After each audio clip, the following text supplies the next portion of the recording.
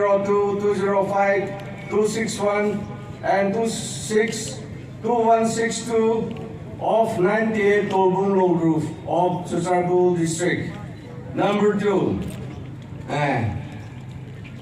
as the burial will be delayed, the dead bodies of the Kukizo communities that are lying in Ifar should be brought to Lamka Chotarpur. Our political demand, total separation from Manipur, should be speed up. The tribal jail inmates in Infar should be transferred to other states for their safety. Hijancho Aksayin Amonjam, written in assurance and paving. If we nothing Monucho Abuijiacho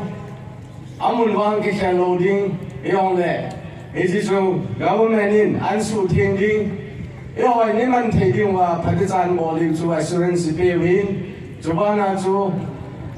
it's not going to Payam immediate zero more. I'm on proper trial. And I think you are state from Kana, so loading Jubana. It's like Bolzanga, Apata number ho Amon, Tolbung, Bisanpur district. I hear the Atu Pao he, Chotarpur district Ahinai, Chobana. Eho in Iman Tedium. The Martaro Koido Tinidina legalize unbolding in Pedium, so Pale Amoy, Koido in Tisu Kinotona in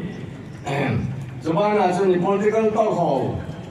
Young, Rang Tepena, Gunball Pedium had the Otanchu, assurance are unpaid. It is on Tunihin Namiteho Tuna can say he Maban is on the new South Umunahin Lamgai Hoin Tunia citizen can allow he Oi Pin Hello Mate he Nangung Yazong Hello Mate he Nede Yong Hello Mate he Ahin La Hitin Keep on let. The standpoint of the shell moving. The political the ball told you in. Just that. Nisaki Wang in Angai when he. Is it to get up to him? Is it get up to him? The ball away there. Government in. The whole can coding he.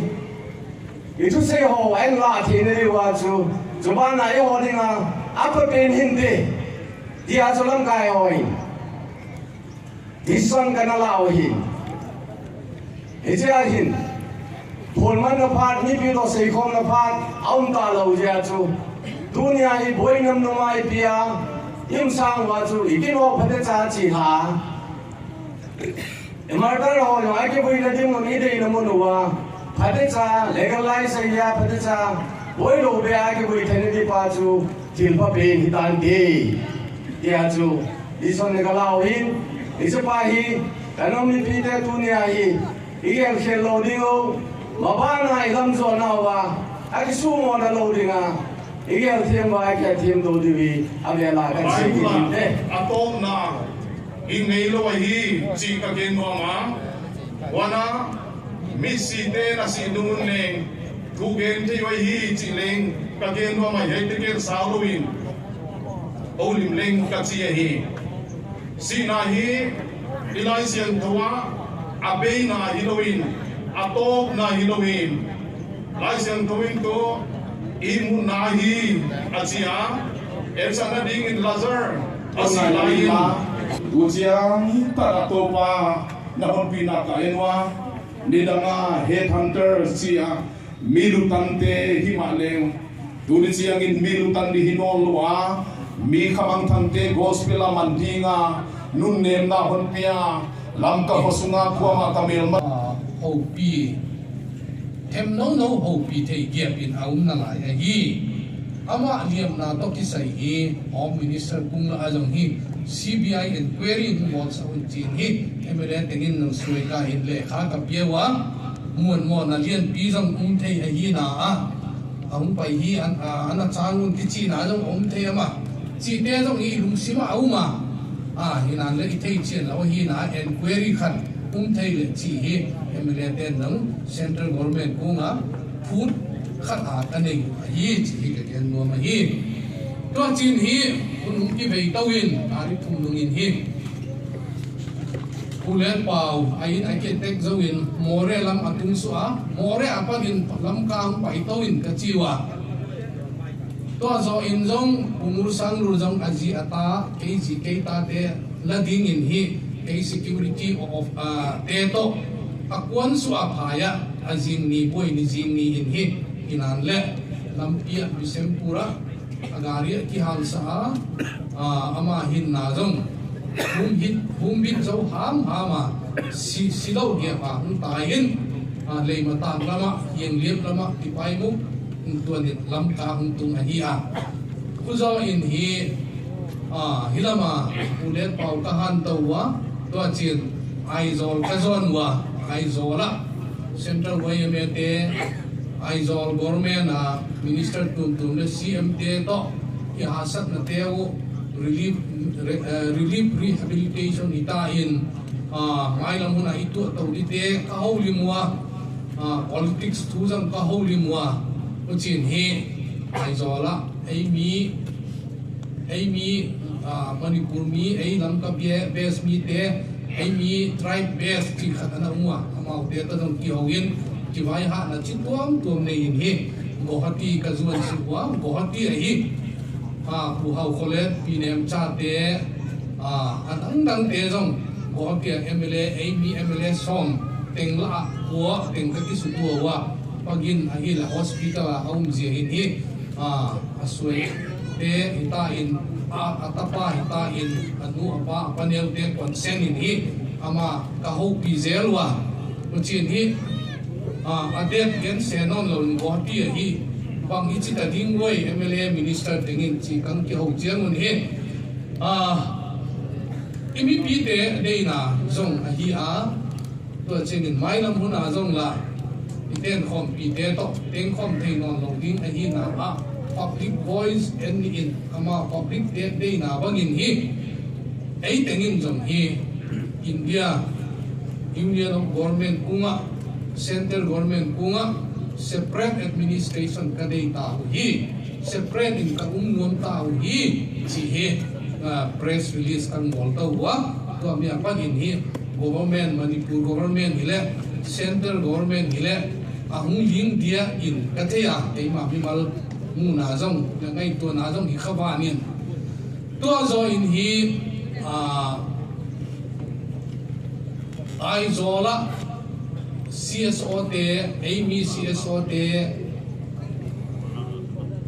Pukin P Zomi Council ITLF ita in kotu ita ni boy na to kisaya in P te hi ai zola kahan ko kiawa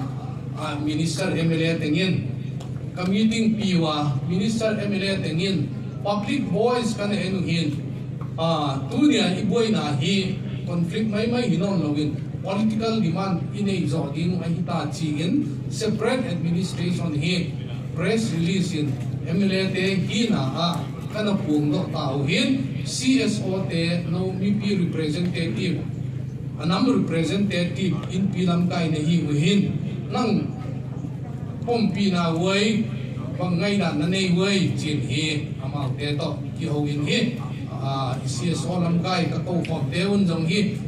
kitup ta in pangma gen tamlawin hi hima ahi separate administration ma ahi idei le ipoi mo chin hi kiturwal ta in hi MLA minister de to kiturwal na aizola kang ni hi to azawin hi political dialogue kum tampi ana bol su group te jong hi Delhi moida kahanwa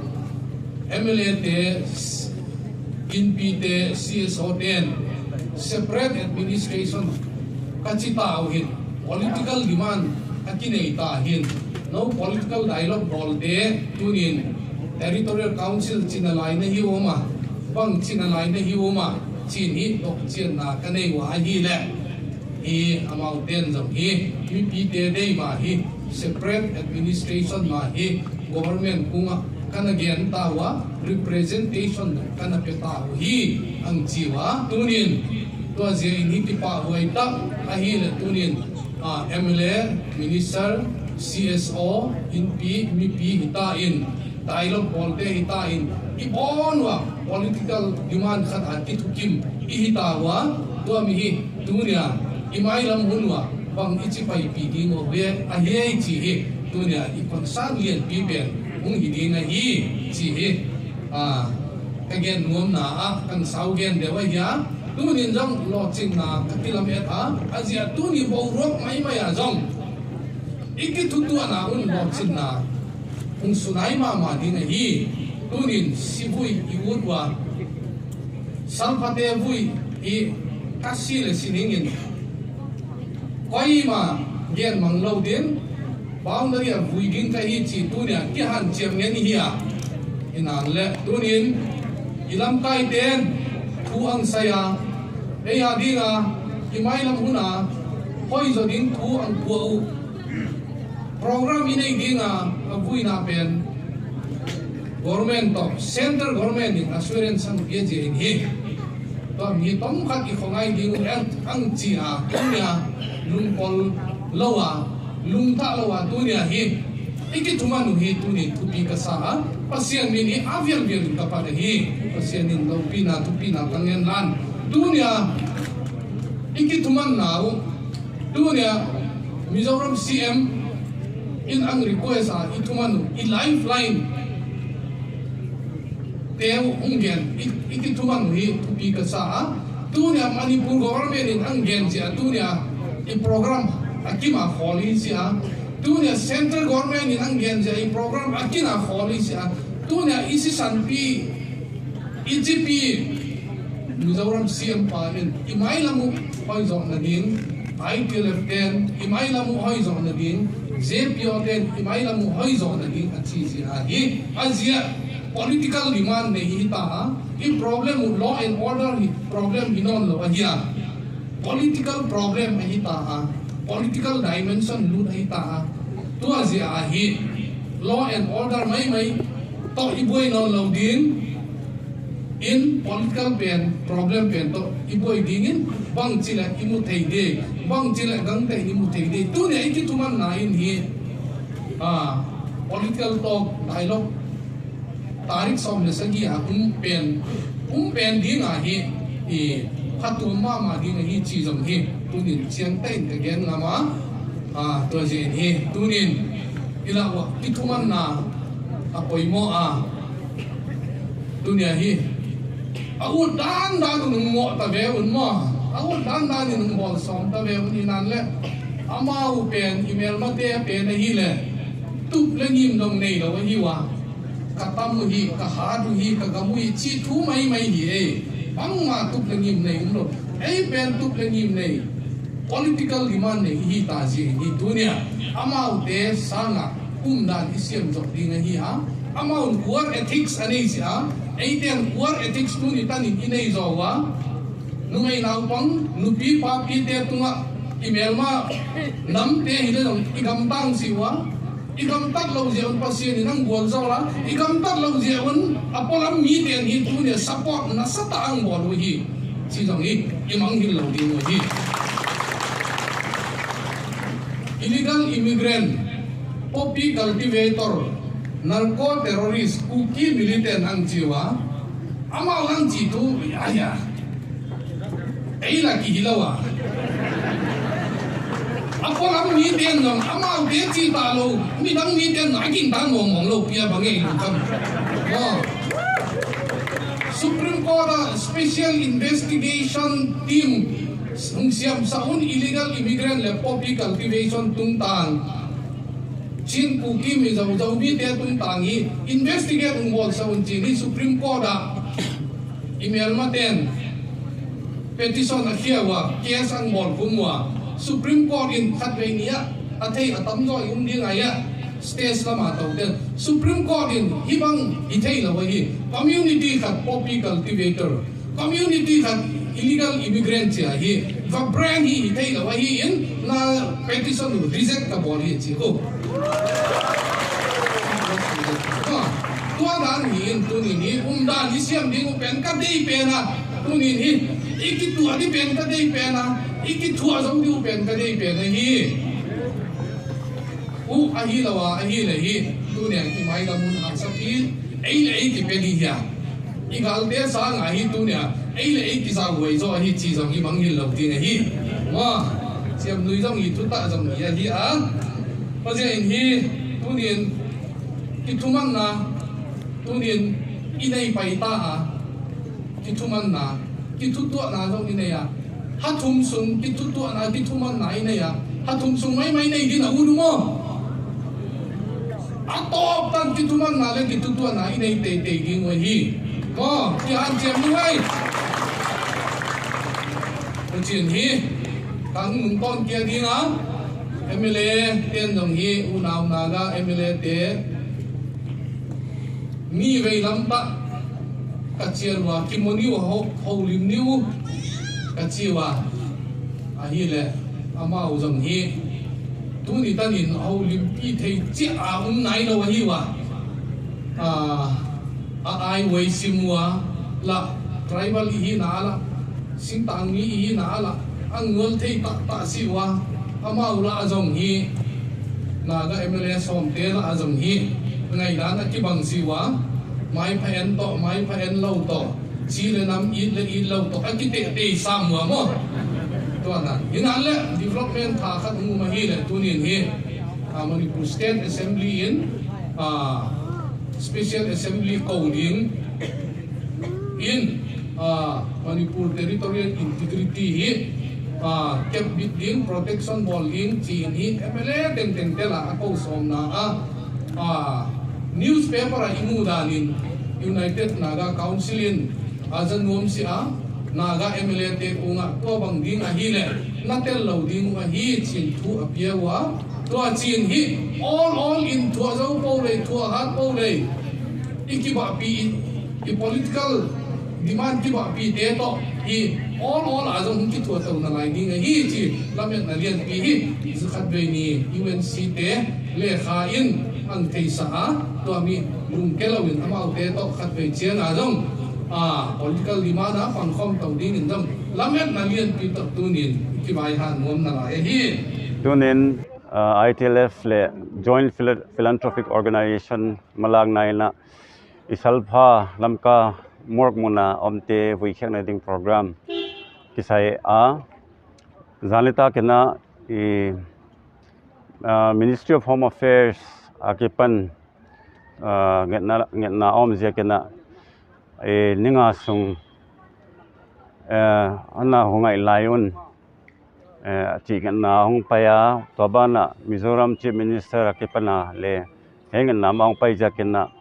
heu te tribe leaders itale philanthropic organization leaders itale student organization leader te na jan khangina kisam khomin meeting akineya jingkal lak thum tamina ki ho khomna ki nei nongena inget a political demand total separation from Manipur chi hon pathe to home ministry le i boina hon panpi du ilom hoima Mizoram te hi manina amaute thu ngai khelai ni chi na thupung na ki bola misi builo dingle chi hi nai kia ka khat khong khongai lai na chi ja ka hi manina thangpai hoi le longkim lo je ma le kithoman nai na home ministry te thogen le Mizoram te Mizoram Chief Minister panget na ki hongai in isal phateu kha buina kha post pon phoding chia tunina e program pen saisa hun paisa sai jakina aki cancel ke ya peace ground mana i program hingi bang la paya himale i abuina pen kha ki post pon phota he chi kha mi pi si kon gena he to kitanina Ministry of Home Affairs kya nga point mangza hiam demand kinaya wailaka amau leon chiam mau tuai ivoi somna mun es boljang mun kha government gamahia wai pen kon legalize sak diuna phalna kon pe nga wai mun man na voi dingu chi he wai bang le demand khre na oma to bana infallama emisi luang teule aveka puakhya ka lam kamun to ding le demand khate hia to bana infa jela tang singtang mi tele ahin nau la wai ja kena state danga transfer ding lengen na ki bola to bana a political demand total separation from Manipur to ki saibang le tin dewa hon ngai to asakle na ngen na ki pya hei teng teng agel thoina assurance akingita akingiyata wai kha agel thonan piawa wai ja kena lungman wai ki sa wai ja kena tuna kalkhat sung kha hungai a wai unsanga thil bangan hi yam chi kha inga kwa wai dungzui ya kaliswan to ding na pite ithai sak na kon bole hi